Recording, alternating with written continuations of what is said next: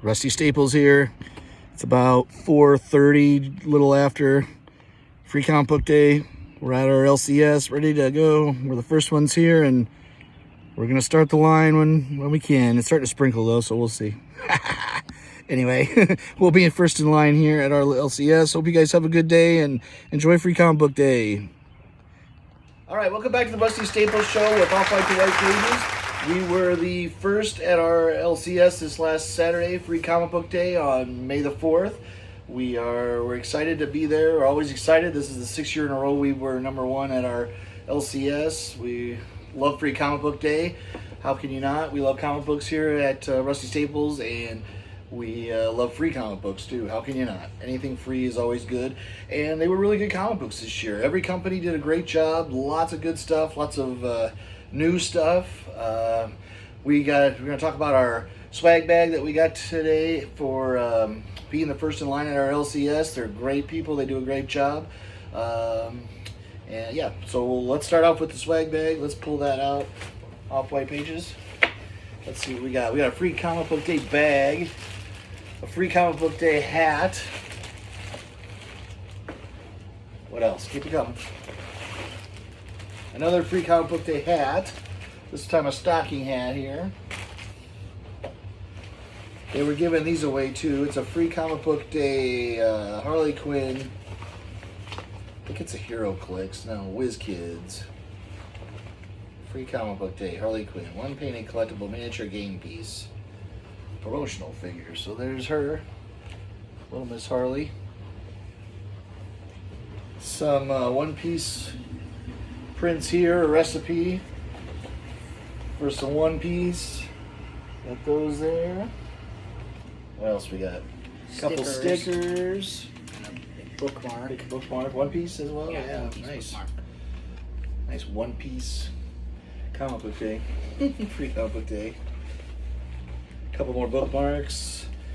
Nice little bag of dice. Table Titans Club. Whole bag of different kinds of dice here. Got that. What else? Free Comic Book Day button. I was going to grab one of these, but then I was happy to find that they had put one in our bag already, so that was nice. A couple more stickers here. Lots of One Piece, man. I don't know if Viz was promoting or... Here's our Free Comic Book Day stickers, specifically with the date on it. That's really cool. Anything with a specific date on it I like, just because it's cool. Kind of more memorable that way. Here's a Free Comic Book Day pen. And then the other thing we got to was a whole rainbow of lantern rings, which is really cool. So I have a couple. I think I have a green one maybe. Got an orange one, blue, red, black even. Everything but white and green, which I think I already have. A white one there. Yep, there's a white one. Yellow, purple. Pretty much everybody except for green. So yeah, cool. Awesome stuff. Good stuff. We got a lot of free comic books this year.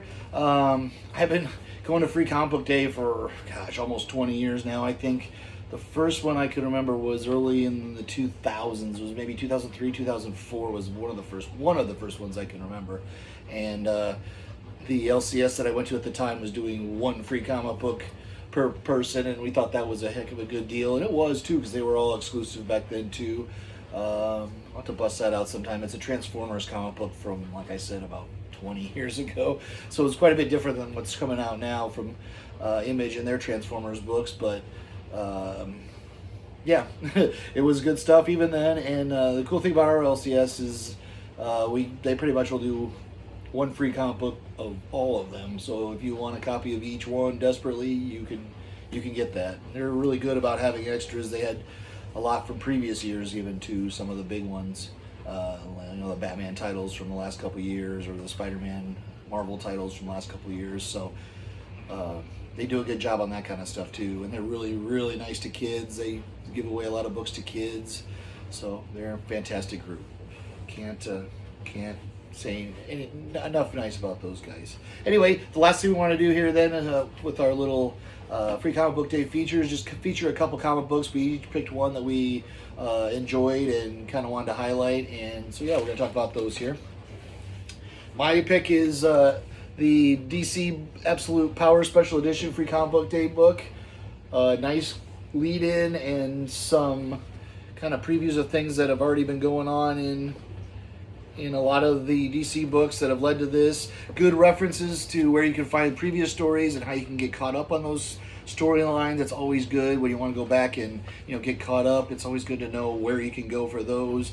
Mark Waid has been a fantastic writer in comics since I was very young. Not to make him sound old, but he's been writing comic books as long as I've been collecting, and probably then some.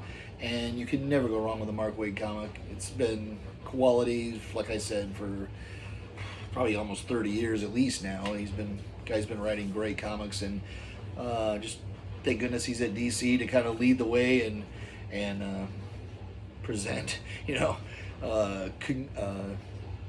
good storyline, a nice, a good, smart storyline, one that makes a lot of sense and things happen and yeah, a lot of ties, a lot of pieces together. So check that one out. The Marvel books were really good this year too. Both of them were really good, and I'm not really even that much been following Marvel that much lately, but thought it was really good. Jed McKay's doing a fantastic job. I read his Moon Knight and the Blood Hunt. Actually, the preview kind of intrigued me a little, and yeah, so shout out to that one as a secondary one. White Pages, what do you got there? A Mad Free Comic Book Day book. Mad Free Comic Book? Yeah, good one. Another DC book. This one's got some reprints of previous Mad articles, mostly about Superman, right? Mm-hmm. DC characters. Yeah. Batman ones too, I guess, were in there. There was a classic Sergio Aragonis Batman from 1966 in there. Those are super duper classics, and to kind of have them all collected in one place, all the superhero ones, that's a really good idea. I love the cover too, it's just funny. The irreverency of Mad, can't go wrong with that. But yeah, thank you DC for including Mad there too. Some funny stuff on the cover there too. It's funny too because there's a fake comics code on the front that says abhorred by the comics code, and it looks so real that White Pages thought it was real for a second. I had to point it out that it wasn't the same, the same. But yeah, kudos to Mad for a really good book this year. Kudos to DC and everybody else. Great Free Comic Book Day.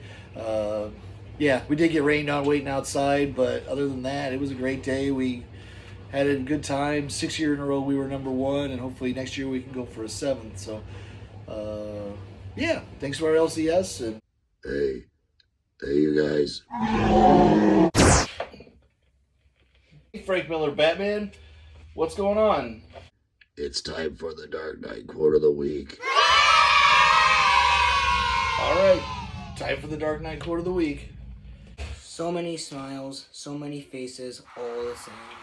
All right, welcome back to the Rusty Staples Show. One last thing we talked last week about our experiences at C2E2 with comic book dealers, and I thought it was kind of appropriate this week. I had to laugh, and I had to give a shout out to the Overstreet Guide to Collecting Comics Free Comic Book Day book, because this whole book deals with collecting comics and some things about storing comics, bagging and boarding, things like that, storage boxes, but it also has a big section dealing with your LCS and comic book dealers, which I thought was fittingly appropriate since we just kind of talked about that last week. So I'm going to read some of that out of here and kind of talk about that as far as what we talked about last week. So the first thing it says is, when establishing a relationship with a comic book retailer, what should a customer look for? For starters, a retailer or a dealer should give you a good impression.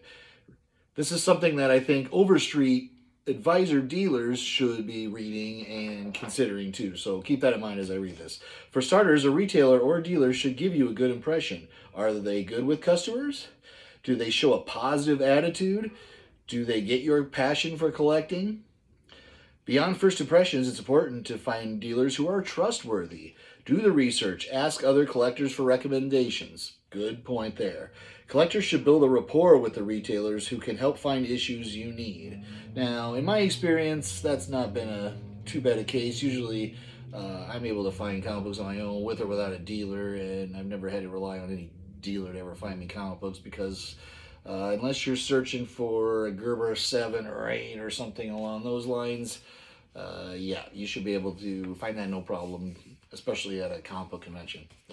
Anyway, moving on. What are important things collectors should learn about buying comic books from a retailer?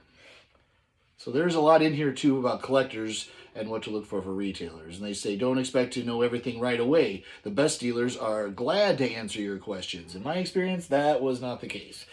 In the history of comics or in recent times. Getting educated about the market and what issues are selling for can help you have a positive interaction. So yeah, that's something I definitely tried to do, and I don't know. Then it moves on to say, and this is where it comes up to a really important part, kind of what we talked about last week at our last show.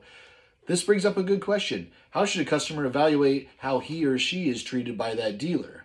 Good customer service, timely communication throughout the transaction process, and prompt responses to any issue that arise are the starting points when considering what you should expect.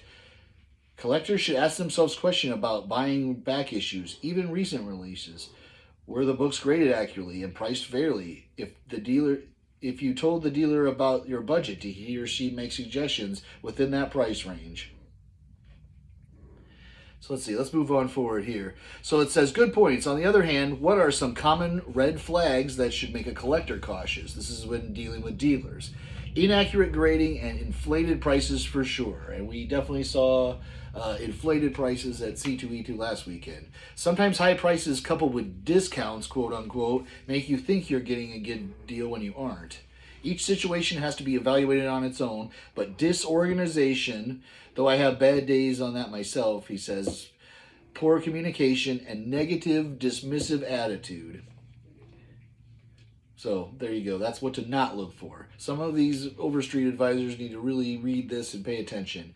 And if the space is overly crowded or creates a negative shopping experience. So that's another thing you don't want to do with your shop or your booth. If the dealer is pushy, aggressive, or presses you for a quick decision, it could mean it's a bad deal. They aren't concerned about creating good relationships and repeat customers. So there you go. Overstreet advisors, be advised, you should be reading this. I, as a collector, have been reading this and following these examples for a long time. I think the overstreet advisors are the ones that need to be advised. Welcome back to the Rusty Staples Show. We're back downstairs in the comic book area. Going to do another random pull this week. We're at the top here of this shelf here. This is kind of like the S section, I think. Yep, looks like mostly S's up here. So let's see what we can find here.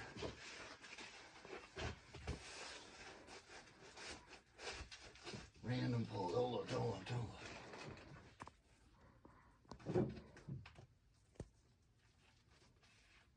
Ah, good deal. We've got issue number 2. Spider-Man and the Black Cat, The Evil That Men Do, by Kevin Smith, with art by Terry Dodson. All right, that's all the time we have for today for the Rusty Staples Show. With me, as always, is Off-White Pages. We'll be back next week with another show. We're going to have a lot to talk about next week. We're not sure what yet, but stay tuned and stick with us. Thanks a lot. Bye-bye.